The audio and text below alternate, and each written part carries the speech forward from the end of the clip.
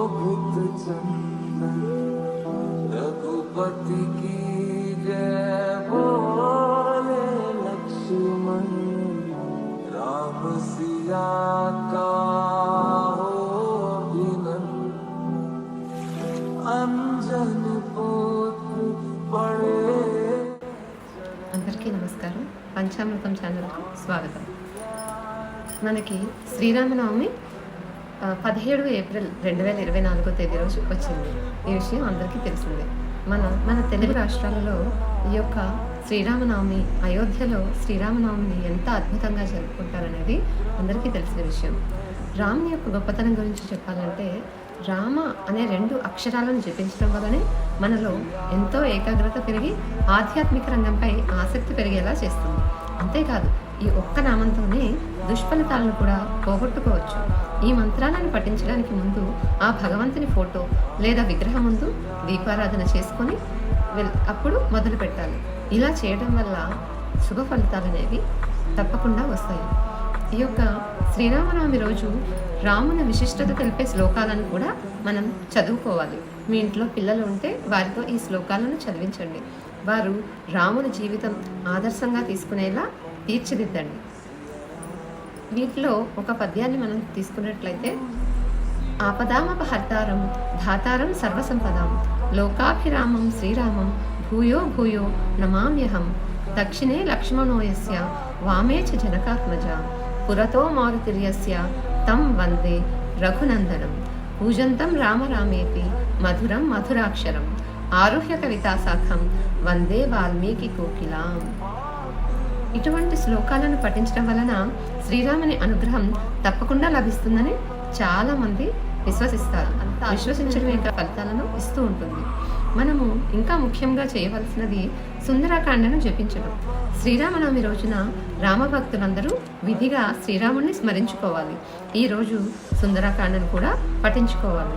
సంతోషకరమైన జీవితం కోసం శ్రీ సీతారాములను పూజించాలి. మీ జీవితంలో కష్టాల నుంచి విముక్తి పొందడానికి గంగా జలాన్ని లేదా ఏదైనా పవిత్ర నది నీటిని ఒక పాత్రలో తీసుకొని ఓం శ్రీం హ్రీం క్లీం శ్రీరామచంద్రాయ శ్రీ నమః అనే మంత్రాన్ని 108 సార్లు జపించండి.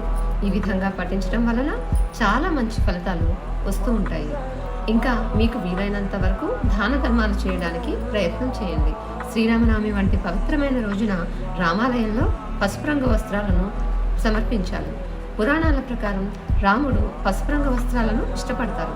ఇలా చేయడం వల్ల శ్రీరాముడు సంతోషిస్తారు. దీంతో మీ ఇంట్లో ఆనందం పెరుగుతుంది, మీకు శుభ ఫలితాలు వస్తాయి. అదేవిధంగా మీ సామర్థ్యం మేరకు పేదలకు అన్నము, బట్టలు తదితర వస్తువులను దానం చేయాలి. దీనివల్ల ఎంతో పుణ్యఫలం దక్కుతుంది. హిందూ మత విశ్వాసాల ప్రకారం దశరథుడు, కౌసల్య దంపతులకు శ్రీరాముడు జన్మించాడు. త్రేతాయుగంలో చైత్ర శుద్ధ నవమి రోజున వసంత ఋతువు కాలంలో పునర్వసు నక్షత్రం కర్కాటక లగ్నంలో మధ్యాహ్నం 12 గంటలకు శ్రీరాముడు పుట్టాడు. అందుకే ఈ పవిత్రమైన రోజున ప్రతి సంవత్సరం మన దేశంలో శ్రీరామనవమి వేడుకలను జరుపుకుంటారు. ఈ ఏడాది ఏప్రిల్ 17వ తేదీ బుధవారం నాడు శ్రీరామనవమి పండుగ వచ్చింది. శ్రీరాముడు మధ్యాహ్నం సమయంలో జన్మించాడని, అందుకే ఆ పర్వదినాన పూజలన్నీ మధ్యాహ్నం సమయంలోనే నిర్వహించాలని చెప్తారు.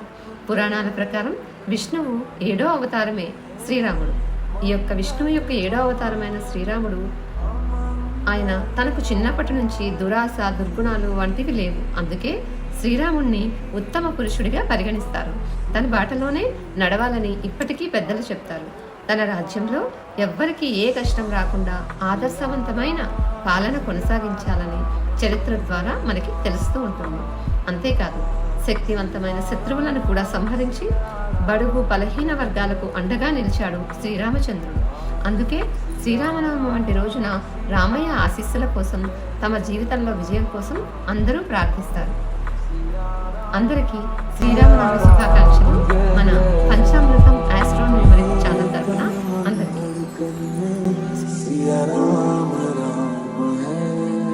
मन मंदिर के दर्पण में सिया राम राम है, तू ही सिया का राम।